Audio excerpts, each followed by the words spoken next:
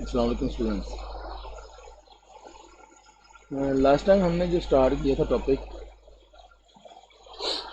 उसका नाम था एनालिसिस ऑफ सिंगल मियोसिस, जिसमें हमने डिस्कस किया था टेट्राड एनालिसिस को, कि किस तरह हम हैप्लॉइड टेट्राड्स या ऑक्टेट्स को यूटिलाइज कर सकते हैं किसी एक सिंगल मियोसिस प्रोडक्ट को एनालाइज करने के लिए। ठीक है, तो उसमें जो हमने एग्जांपल की थी, उसमें हम एंड पे जिस नतीजे पे पहुंचे थे उसमें दो टाइप्स हमने डिस्कस की थी, एक M1 सेग्रीगेशन और दूसरी M2 सेग्रीगेशन की। ठीक है, फर्स्ट डिवीजन सेग्रीगेशन और सेकंड डिवीजन सेग्रीगेशन की। तो जो M2 सेग्रीगेशन थी वो हमें रिकॉम्बिनेंट फ्रीक्वेंसी दे रही थी इसमें। ठीक है, ये जो M2 है, इसका मतलब था कि जीन लिंक थे, हमें रिकॉम्बिनेशन फ्रीक्वेंसी यहाँ से मिल रही थी। तो ये एग्जांपल हम कर चुके थे मेरे पिछले लेक्चर में, हमने ये कंप्लीट कर ली थी। ठीक है, तो उसके मुताबिक जो एंड था उसका वो ये मैसेज है, to calculate the distance of a locus from its centromere in map units, measure the percentage of tetrads showing second division segregation patterns for that locus and divide by 2। तो अगर आपको याद हो तो हमने इसमें क्या कैलकुलेट किया था कि हमने एक लोकस लिया था ए, जो कि सेंट्रोमियर से किसी डिस्टेंस पे था। हमने वो डिस्टेंस लेना था सेंट्रोमियर और उस लोकस के दरमियान। ठीक है, तो उसके लिए हमने ये मेथड अप्लाई किया था कि हमने क्या किया था, जो सेकंड डिवीजन सेग्रीगेशन पैटर्न था उसे हमने कैलकुलेट किया था और फिर उसे डिवाइड किया था 2 से। ठीक है, जिससे हमें डिस्टेंस मिला था between that particular locus and centromere. ठीक है, सेंट्रोमियर और उस लोकस के दरमियान डिस्टेंस हमने इस तरह से कैलकुलेट किया था। यही वो मैसेज है और यही हमने लास्ट एंड पे किया था। अब हम आगे चलते हैं। The foregoing analysis can be extended to any number of heterozygous pairs. अब वहाँ पे हमने एक पेयर को ही डिस्कस किया था, हेट्रोजाइगस ए की लोकस था। ठीक है, जिसमें ए या ए प्लस था। ठीक है, अब हमारे पास एक से ज़्यादा लोसाई हो सकते हैं। जैसे ये एक एग्जांपल है, let's consider meiosis in a Neurospora diploid meiocyte of genotype A plus B, A plus A and B plus B. यानी ये ए लोकस के लिए भी हेट्रोजाइगस है, बी के लिए भी हेट्रोजाइगस है। अब हमने इसमें जो मियोसिस होगी उसको कंसिडर करना है। ठीक है, ये हमारी एग्जांपल है। अब इसमें से जो हैप्लॉइड बनेंगे, खैर सबसे पहले तो हमारे पास अब ये दो लोसाई हैं, हम नहीं जानते कि इनके दरमियान कोई लिंकेज है या नहीं है। हमारे पास तीन पॉसिबिलिटी हो सकती हैं, या तो ये दोनों लोसाई सेपरेट क्रोमोसोम्स पे एग्जिस्ट कर सकते हैं, ये loci are present on separate chromosome, ये एक सिनेरियो हो सकता है। दूसरा ये हो सकता है कि लोसाई एक ही क्रोमोसोम पे मौजूद हैं लेकिन सेंट्रोमियर की दोनों साइड्स पे अलग अलग मौजूद है। ये loci are on opposite sides of centromere on the same chromosome. ठीक है, दरमियान में सेंट्रोमियर है, एक साइड पे ए है एक साइड पे बी है। ठीक है, तो क्रोमोसोम के दोनों साइड्स पे, सेंट्रोमियर की दोनों साइड्स पे ये दोनों एग्जिस्ट कर रहे हैं अलग अलग। और तीसरा है the loci are on the same side of centromere on the same chromosome, कि सेंट्रोमियर की एक ही साइड पे दोनों लोसाई मौजूद हैं। तो ये तीन हमारे पास पॉसिबिलिटीज़ हो सकती हैं जब हमारे पास इस तरह का हो, जिसमें दो हमारे पास लोसाई हैं। Okay, the first two possibilities would show the independence of M2 patterns for both loci because, हाँ हमारे पास अब ये पहला है, अगर सेपरेट क्रोमोसोम पे है तो हमारे पास M2 पैटर्न ही नहीं होगा इसका। ठीक है, M1 पैटर्न मिल जाएगा हमें, या दोनों के अलग अलग M2 पैटर्न मिल जाएंगे। ठीक है, दोनों का आपस में कोई रिलेशन नहीं होगा। अगर M2 मिलता भी है दोनों के लिए तो दोनों का आपस में कोई रिलेशन नहीं होगा, अगर ये पहली सिचुएशन है। अगर दूसरी है उसमें भी यही होगा कि दोनों के अलग अलग पैटर्न होंगे, M1 या M2 जो भी हो। ठीक है, दोनों में से कोई भी एक दूसरे पे असरअंदाज नहीं होगा, क्योंकि अगर क्रॉसिंग ओवर होती है, ठीक है, फॉर एग्जांपल अगर दोनों, ये देखें, अगर सेंट्रोमियर यहाँ पे है और इसकी एक साइड पे एक लोकस है, दूसरी साइड पे दूसरा लोकस है,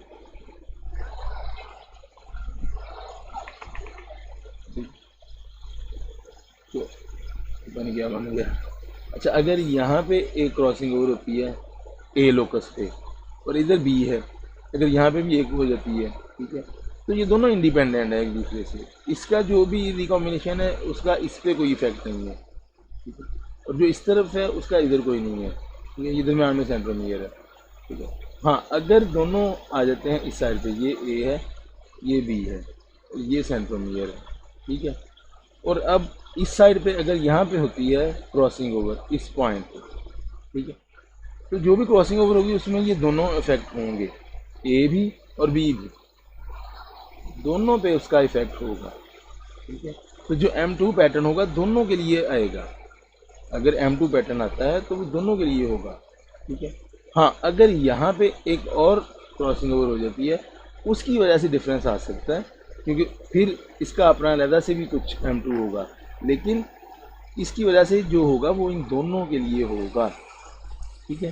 तो इसका मतलब है कि अगर को एग्जिस्ट करते हैं M2 patterns for both loci, तो हम ये कह सकते हैं कि दोनों जो हैं लोसाई ये एक ही क्रोमोसोम के एक ही क्रोमेटिड पे मौजूद हैं, ठीक है, समझ आ रही है। फिर हम ये कह सकते हैं कि दोनों एक ही क्रोमोसोम के एक क्रोमेटिड पे मौजूद हैं, ठीक है। ये सारा वही कुछ लिखा हुआ है बारे में। हाँ, अगर ये इसमें डबल क्रॉसिंग ओवर होती है तो फिर दोबारा से आपको M1 पैटर्न मिल सकता है M2 की बजाय, ठीक है, वो हम पहले भी डिस्कस कर चुके हैं इस चीज़ को। ये है वो उसकी फिगर इस चीज़ की, ठीक है। अब यहाँ पे अगर जो मैंने भी आपको बना के भी दिखाया था थोड़ा सा, ये है ए लोकस और ये है बी, अगर ये दोनों एक ही क्रोमेटिड पे मौजूद हैं, सेंट्रोमियर से एक ही साइड पे दोनों मौजूद हैं, और ए अगर सेंट्रोमियर के ज़्यादा करीब है और यहाँ पे क्रॉसिंग ओवर हो जाती है, तो जो पैटर्न बनेगा ए का वही बन जाएगा बी का, ठीक है, अगर दोनों का सेम M2 पैटर्न बनता है, ठीक है। ये देखिए, यहाँ से अगर सेग्रीगेशन हो चुकी है और यहाँ पे अब जब मियोसिस होगी इससे जो बनेंगे वो फिर से इस जैसे होंगे पेरेंटल, यहाँ पे आपके पास रिकॉम्बिनेंट आ जाएंगे, ठीक है, यहाँ पे फिर आपके पास रिकॉम्बिनेंट आ जाएंगे और यहाँ पे फिर पेरेंटल आ जाएंगे, ठीक है। तो ये होता है M2 पैटर्न, ठीक है, जिसमें आपके पास चारों एक साइड पे नहीं आते। तो ये M2 पैटर्न अब दोनों का एक जैसा बना है, ए और बी का भी, ए का भी और बी का भी, ठीक है। ये देखें यहाँ पे A B A plus B plus A plus B plus A B, तो सबका दोनों का सेम पैटर्न। अगर हमारे पास इस किस्म का पैटर्न आता है तो फिर हम ये कह सकते हैं कि दोनों क्रोमेटिड एक ही, दोनों लोसाई एक ही क्रोमेटिड पे मौजूद हैं। आगे चलते हैं, ठीक है। Coincident second division segregation can indicate the location and order of genes on the same chromosome arm।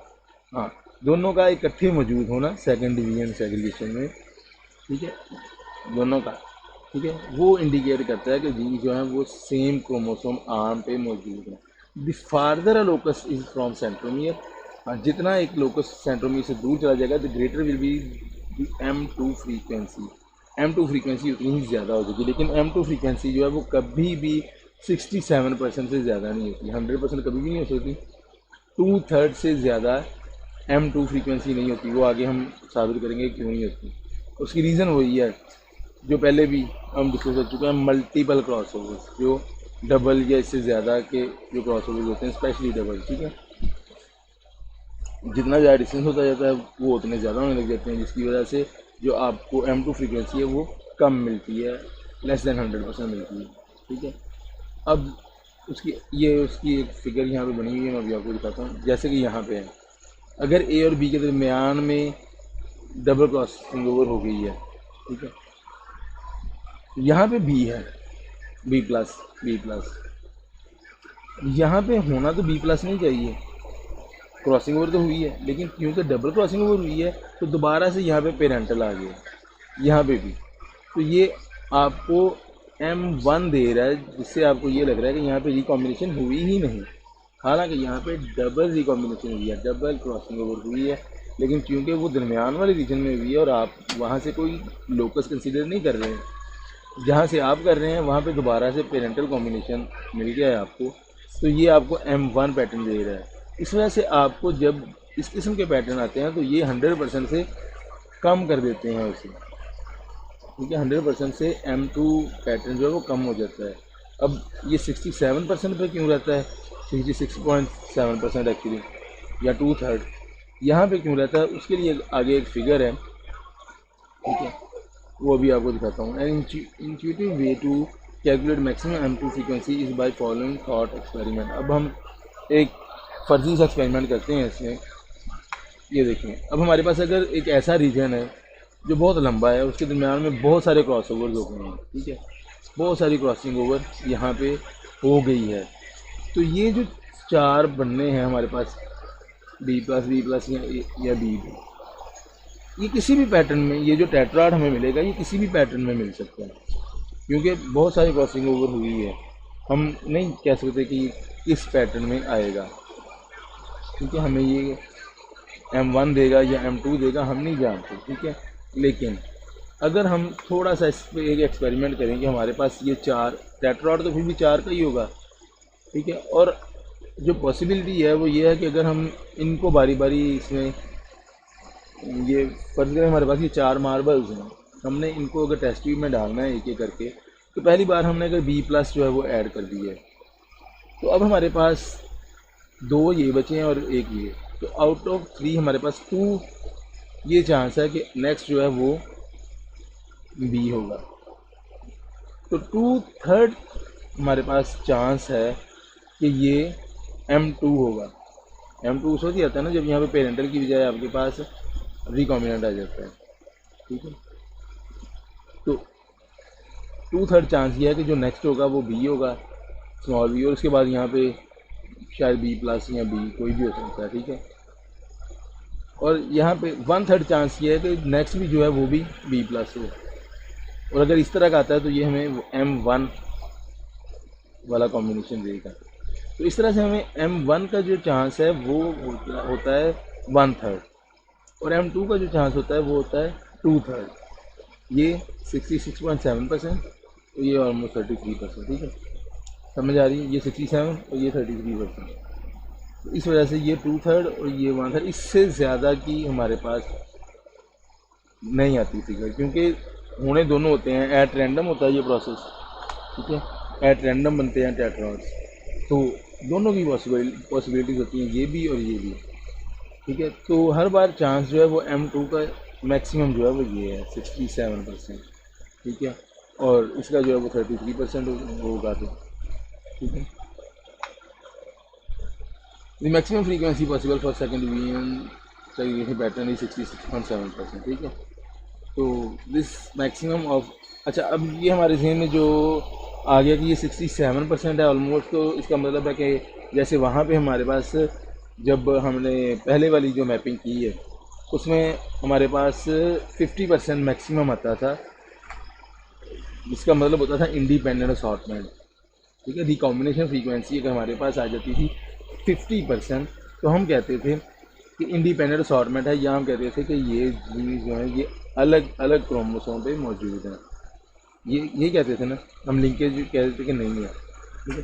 तो हमें लगता है कि शायद ये 67% ऑलमोस्ट, या 66.7% जो है that is equivalent to that 50%, और शायद ये हमारे मैप यूनिट्स जो हैं वो 66.7 होंगे।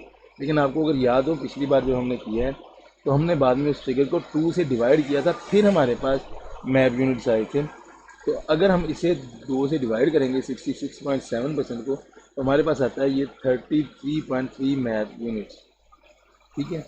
तो ये हमारे पास आता है 33.3 मैप यूनिट्स, जो कि मैक्सिमम हो सकता है इसमें, समझ आ रही है, ठीक है। और रीज़न फिर से वही है, मल्टीपल क्रॉस ओवर, ठीक है, मल्टीपल क्रॉस ओवर जिसकी वजह से ये हो रहा है। तो हो तो ये सकता है कि हम कोई लंबा सा डिस्टेंस लें और उसे कर लें, लेकिन हमें छोटे छोटे डिस्टेंस को ही हमेशा एनालाइज करना हो, क्योंकि अगर वहाँ पे ज़्यादा है इससे डिस्टेंस, तो भी हमें 33.3 से ज़्यादा डिस्टेंस नहीं मिलेगा हमारे एनालिसिस के बाद, ठीक है। तो हमें थोड़े थोड़े डिस्टेंस को एक टाइम पे कवर करना चाहिए। वी को derive a map function of M2 pattern, but in practice it is simpler to stick to the analysis of smaller intervals and to recognise the larger M2 frequency provide increasingly inaccurate, ठीक है। जैसे हमने पहले भी ये discuss किया कि जितना ज़्यादा लंबा डिस्टेंस हम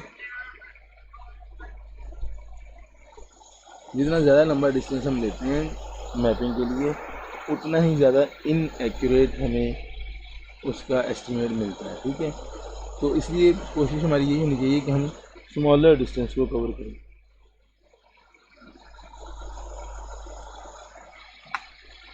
ठीक,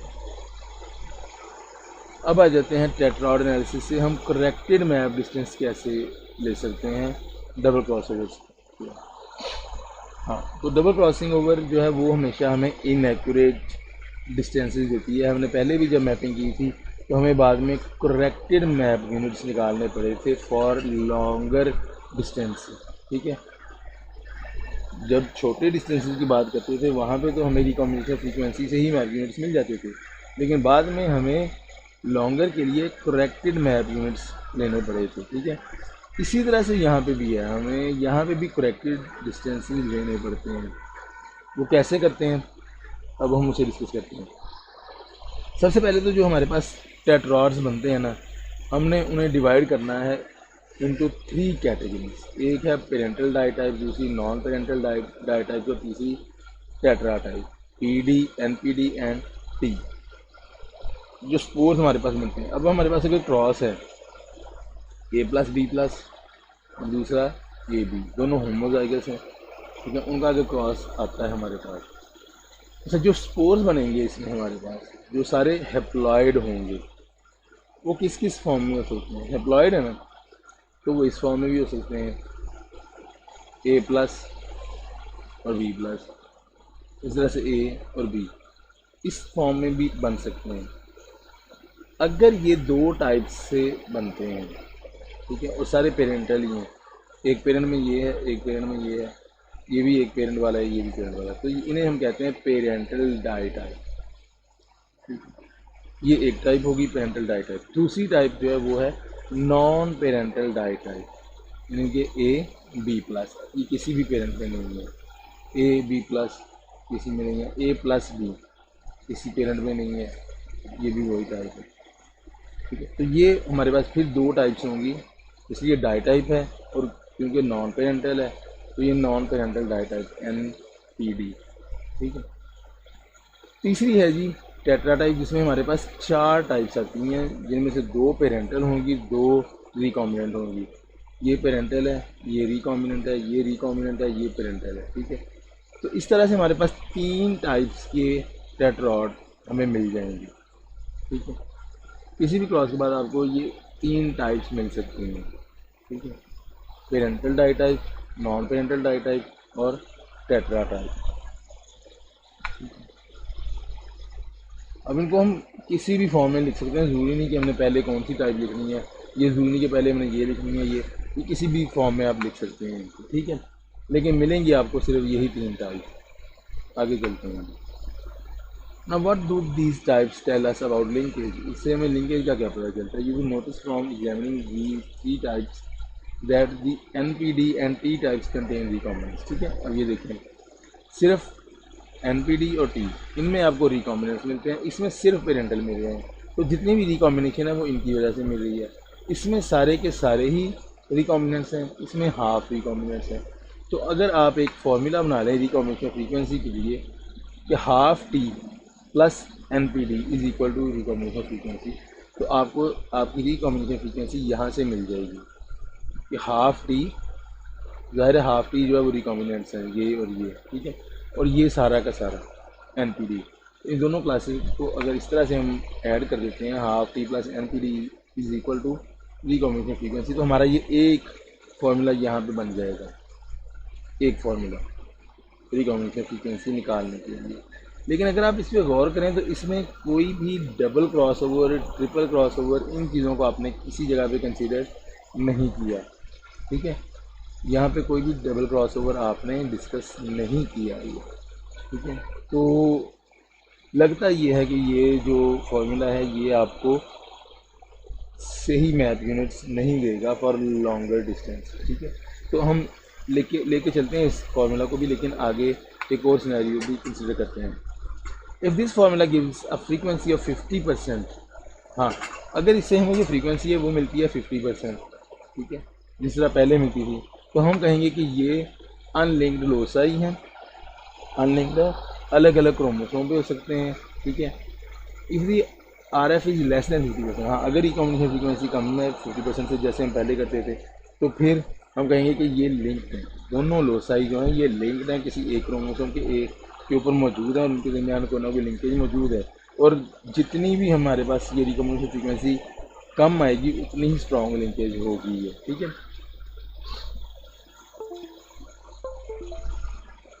अच्छा, अब ये अंडर एस्टिमेट होगा, क्यों?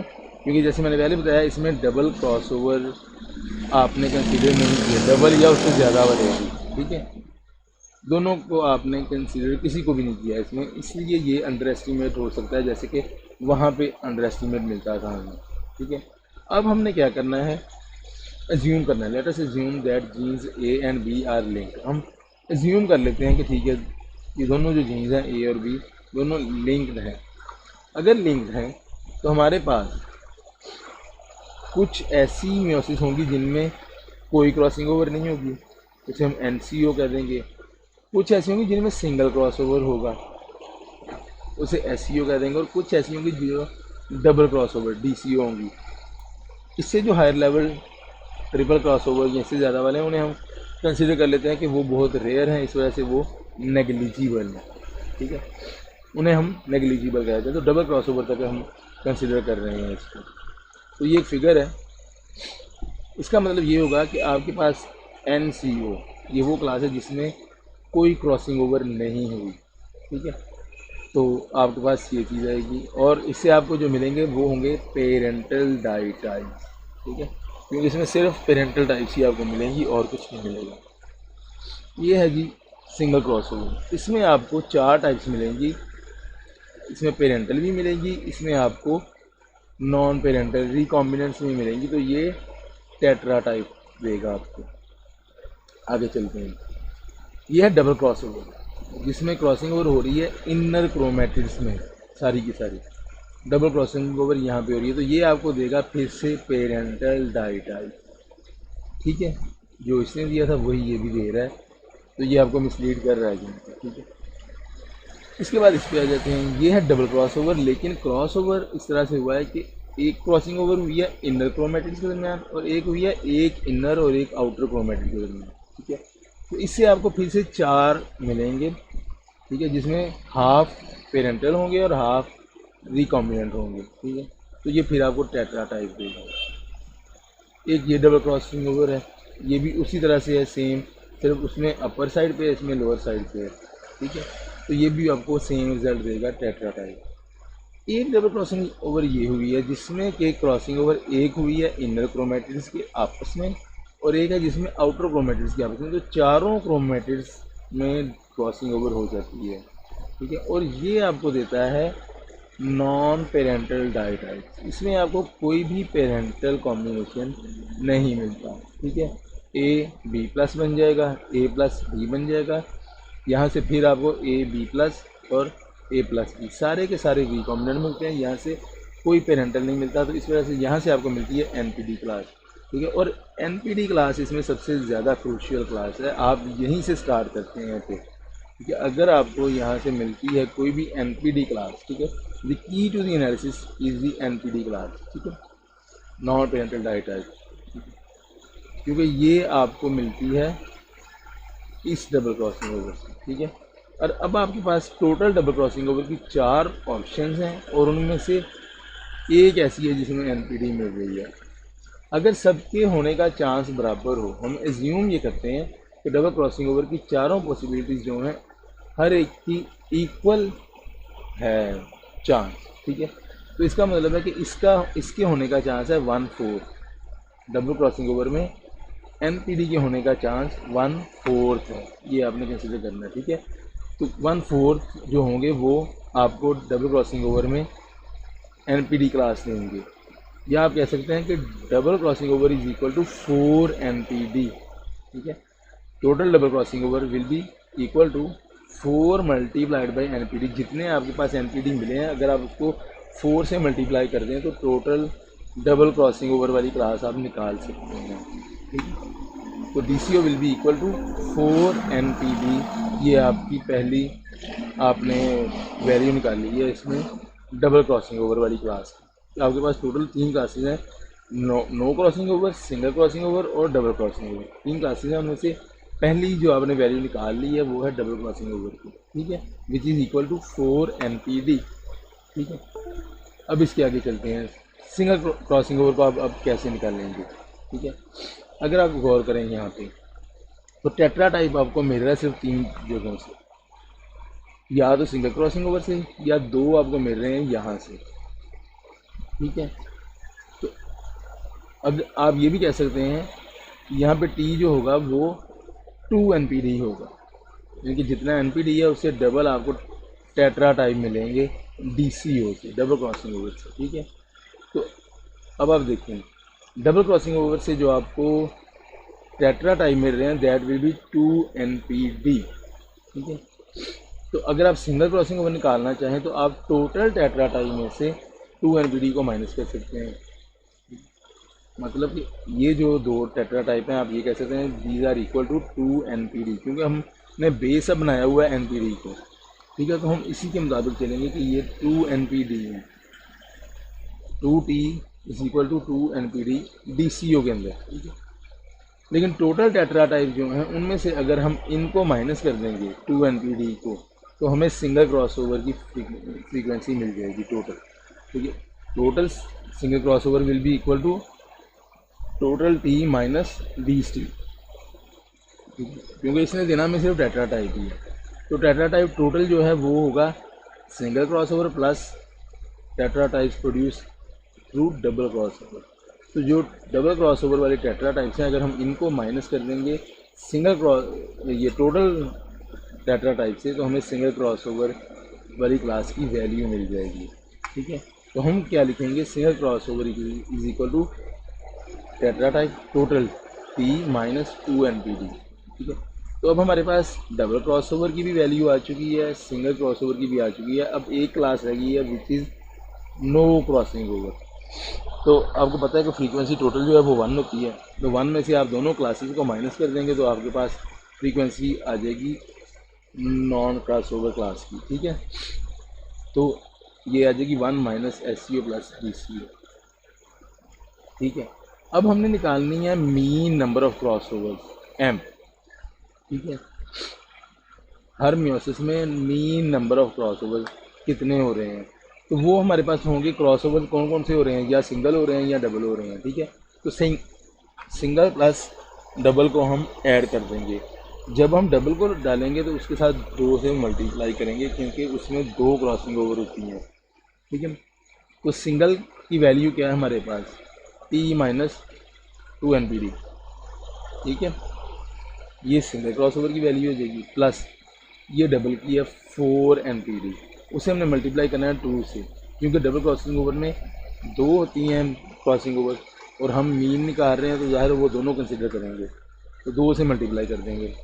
ठीक है, तो आपके पास आ जाएगा यहाँ से 8 NPD, ये 2 NPD, 8 में से आपने 2 निकाल दिए 6, तो आपके पास आ गया T प्लस 6 NPD। ये मीन नंबर ऑफ क्रॉसओवर हैं पर म्योसिस।